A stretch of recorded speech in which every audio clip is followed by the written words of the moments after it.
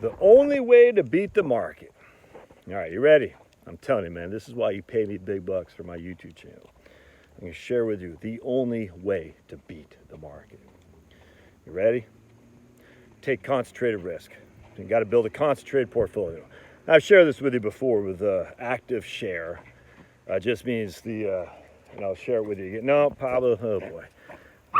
Pablo, hey, Pablo, Barkey. I'm going to change Pablo's name to Charles Barkley. Charles Barkey, there you go. Charles Barkey. That's it, Charles Barkey, there you go. Hey, what do you got to say for yourself? Pablo, look at the camera. What do you got to say for yourself? All right, so what I was talking to a guy today, a client, a good guy, my age. About 10 years ago, he's like, man, how come all these guys are making money? I don't have anything. He said, I need to start investing. And so he started investing in what he knew, which is technology companies. Dumped $100,000. I don't know how he got it, but he's making good money in IT. So he dumped $100,000 and he was able to turn that to about, I think it's like 1.3 now. He's my age. Now, did he ride a great wave? Probably. Did he get lucky? Probably. I mean, you could say the same thing if he'd done it in 2000. You know, that 100,000 would be worth 30,000 now. But either way, he's sitting on a decent 7-figure portfolio now, low 7 figures. His concern now is he's got all these freaking capital gain, unrealized capital gains you have to pay. He's like, oh, but that's the benefit of making money is that you're going to have to pay tax on it. And so we're talking some tax strategies with him. It's like one of those things like, man, you got this huge gain on these individual stocks. One of 3 things can happen. They go up, they go sideways, they go down. If they go up, well, you're glad you didn't sell, right? You got more capital gain, but actually he'll quit his crappy old job at some point in the future. And when he quits his crappy old job at some point in the future, he'll have no income. You can sell it then, and then he have basically no capital gain as long as he keeps it within 110 AGI because he's married, and then have no capital gain to pay tax on. Part 2 is stay sideways, and then he waits till he quits his crappy old job, sells, and he'll just have to pay the capital gain, if any, by the time he sells, right? Because he'll have no income. So as long as he keeps it at 110 as AGI, there's no tax, there's no capital gain tax. Or he can sell now to lock in the gain, make sure that the risk, he doesn't get smoked. But he makes good money, so to lock in the gain, we ran the tax, it's probably going to cost him for every 200,000 he sells, $40,000 in total capital gain and net investment income tax. So it's a 20 to 25% hit. Thankfully, he lives in a no tax income state, so no income tax state. But either way, is it worth selling to lock in the gain, pay a pretty almost an ordinary income tax, or is it worth hanging tight? Well, he's only 49, and he's not a very risk-averse guy, so he's like, yeah, I'm just most likely going to ride it out until I quit my crappy old job, then I have no more income.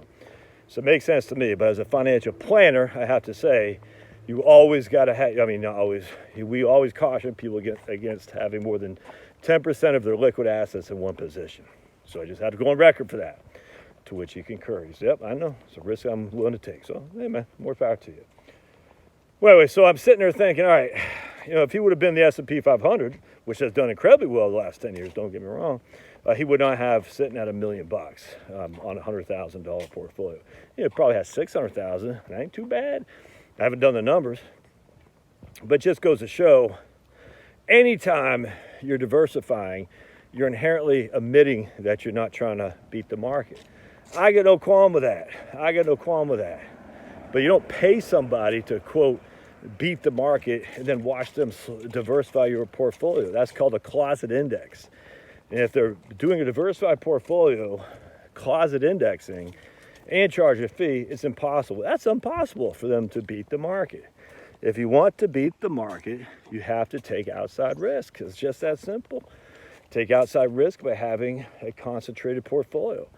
If you happen to pick right, like this guy, you're going to smoke the market. Hopefully, you'll be able to sell in time before the reversion to mean happens, if that were to happen.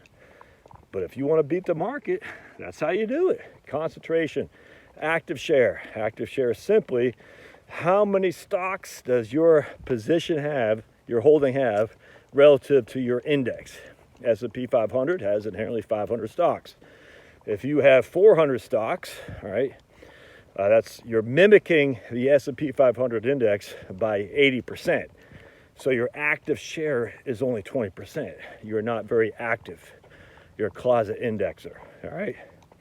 If you have 100 stocks, the S&P 500 has 500, inherently you have 20% similarity to the S&P 500, which means your active share is 80%, a whole lot more likely for you to beat the index because you have a higher active share. The higher the active share, the more likely to beat the index. The more likely to get smoked by it too. Both these things are more likely, and they both can exist simultaneously. They are not mutually exclusive. Both these things can happen. You can smoke the index, you can get smoked by it. But if you're trying to beat the index, the only way to do it is a concentrated portfolio. Yeah, love to hear comments. Thanks.